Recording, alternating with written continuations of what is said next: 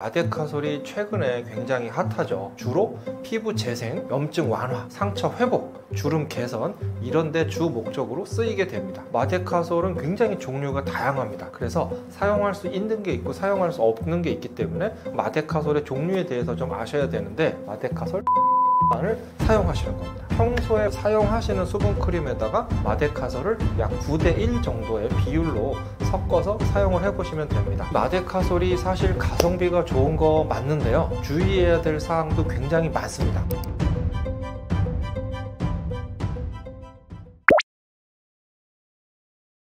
이 마데카솔이 최근에 굉장히 핫하죠. 비싼 재생 크림보다 좋다, 막 이렇게 소문이 나가지고 한때 품절 사태가 나기도 했습니다. 이 마데카솔의 주성분은 병풀 추출물인데요. 이 병풀이 영어 이름의 하나가 이 타이거 그래스, 이 호랑이 풀이라고 합니다. 인도네시아에 가면 이 상처 입은 호랑이가 이 병풀이 있는 곳에서 막 뒹굴면서 자기의 상처를 치료한다, 이런 전설이 있다고 합니다. 공식적인 이름은 센텔라 아시아티카, 어디서 많이 보신 이름일 겁니다. 앞자와 뒷자를 따면 시카 크림이죠. 우리가 재생 크림으로 많이 사용하는 시카 크림인데요. 이 주 성분으로는 크게 4가지 정도가 있습니다. 마데카소사이드, 아시아티코사이드, 아시아틱 애시드, 마데카식 애시드, 여러 가지가 있지만 사실 이런 거 여러분들이 다 아실 필요는 없지 않나 생각이 됩니다. 마데카소사이드가 가장 중요하다, 요거 하나 정도만 알고 계시면 될 것 같아요. 그래서 주로 피부 재생, 염증 완화, 상처 회복, 주름 개선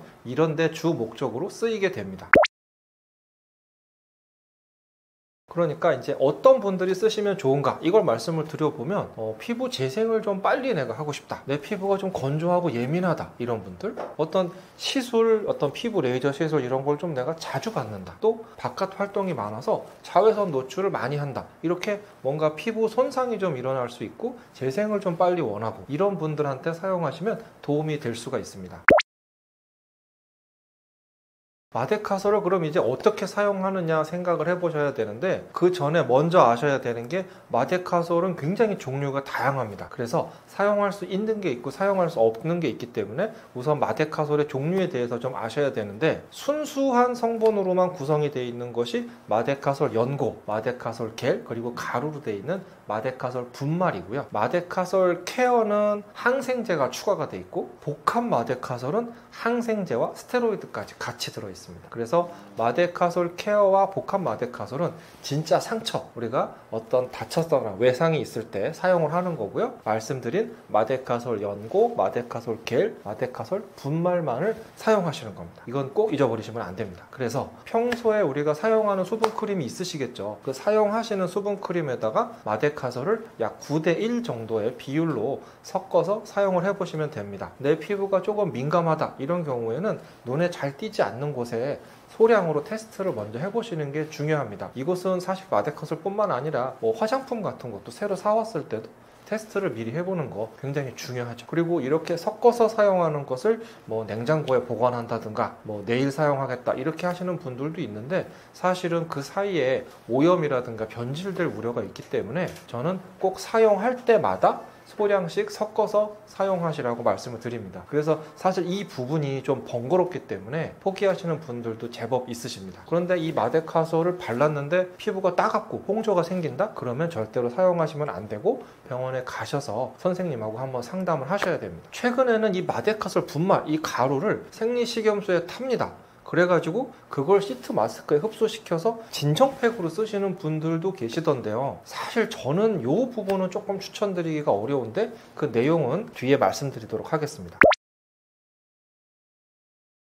주의해야 될 점들이 사실 좀 있습니다. 어쨌거나 화장품 용도로 개발된 건 아니고 약으로 개발된 거기 때문에 과민 반응, 또 접촉성 피부염을 유발할 수가 있습니다. 평소에 정상적인 피부라면 많이 흡수되지 않을 텐데요, 보통 피부 장벽이 손상이 되어 있는 경우에는 필요 이상의 양이 흡수가 돼서 감작이라는 반응을 일으키는데 알러지 반응을 일으킨다는 얘기죠. 이 화장품하고 섞어서 사용을 하기 때문에 화장품 안에 여러분 설명서에 보시면 정말 수백 가지의 성분이 들어있습니다. 이 성분들하고 이 마데카솔 성분이 섞였을 때 어떤 반응을 일으킬지 사실 잘 모르거든요. 그래서 이 과민 반응이 나타날 수가 있고, 이 과민 반응은 장기간, 보통 저는 한 3개월 이상 사용했으면 더 잘 나타날 수 있다 이렇게 보고 있기 때문에 한 달에서 한 달 반, 한 4주에서 6주 정도가 되겠죠. 그 정도의 기간만 사용하시고 대략 2주 정도의 휴약기를 가지시는 것을 추천을 드립니다. 그리고 그 전이라도 뭔가 붉어진다든가 가렵다, 따갑다 이런 어떤 접촉성 피부염이 의심이 될 때는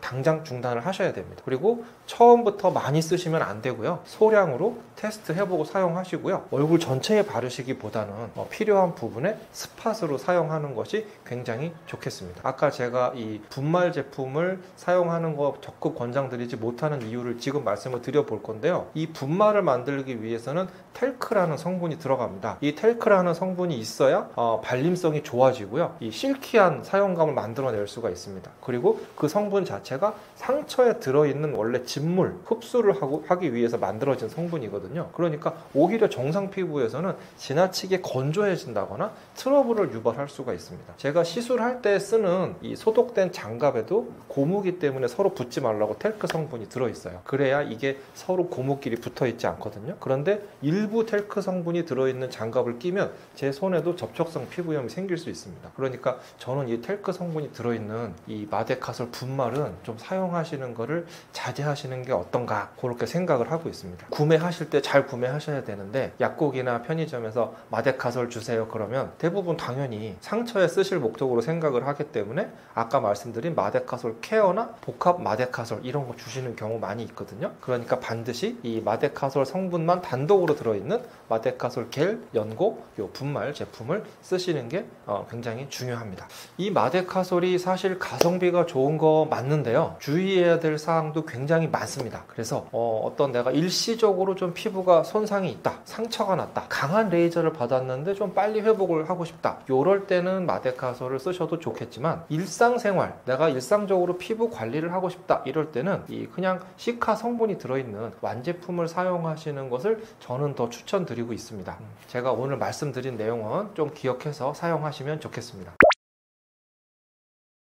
바세린 같은 경우에 저는 적극 추천하기는 어려운데요. 피부가 좀 많이 건조하고 좀 갈라진다 이런 분들은 바세린 써보시는 것도 괜찮습니다. 이 바세린 자체가 굉장히 피부를 밀폐를 시켜주기 때문에 뭐 좋은 말로 하면 잘 보습을 시켜줄 수 있지만 나쁜 말로는 사실 숨쉬기 어려운 환경을 만들어주기 때문에 피지 분비가 밖으로 잘 되는 것도 막아버리기 때문에 일반적인 피부에 있어서 또는 피지가 좀 많이 분비되는 그런 분들에 있어서는 뭐 트러블을 일으킨다든가 뾰루지가 난다든가 이럴 수도 있거든요. 그래서 바세린 같은 경우에 좀 건조하고 잔주름 많은 분들이 뭐 사용하시면 저는 괜찮습니다 이렇게 말씀을 드리지만 내가 좀 지성 피부다, 피지 분비가 많다 이런 분들은 안 쓰셔도 됩니다 이렇게 말씀을 드리죠. 그게 맞습니다. 그러니까 사실 뭐 제 피부가 뭐 어떤 타입이에요 물어보시는 분들 되게 많으신데 사실은 다 다르거든요. 피지 분비가 많은 데도 있고 피지 분비가 부족한 데도 있고 그래서 어느 하나로 정할 수는 없습니다. 보통 세안 후에 조금 한 30분 정도 기다려 봤을 때 내 피부가 당기고 건조한지 아니면 다시 기름이 끼는지 이제 이거를 한번 따져보면 좋은데요. 계속 건조하고 당기는 부분은 보습을 신경 써줘야 되는 부분이고요. 다시 기름이 나온다 그런 부분은 피지가 많은 지성 피부인 것이죠. 그러니까 사실 같은 사람한테서도 이 위치에 따라 다르고 사실은 또 아침 저녁이 다르고 계절마다 다르고 나이마다 다릅니다. 그러니까 내 피부가 어떤 타입이다 이거는 사실 큰 의미는 없고 지금 현재 어떤 상태다 이게 좀 의미가 있을 것 같아요. 예, 제가 지금까지 좀 길게 말씀을 드렸는데요. 이런 거 제가 말씀드리는 것을 처음부터 끝까지 다 하실 수 있는 분들 사실 많지는 않으실 것 같습니다. 하지만 시작하는 게 저는 반이라고 생각을 하고요. 그래서 여기 나온 내용 중에 뭐 한두 가지 뿐만이라도 한번 시작을 해보시는 것을 추천을 드리고요. 그렇게 해도 안 되는 분들은 뭐 저한테 오시면 제가 더 좋은 방법으로 도와드릴 수 있으니까 한번 병원에 방문하셔서 상담을 해보시는 것도 좋겠습니다.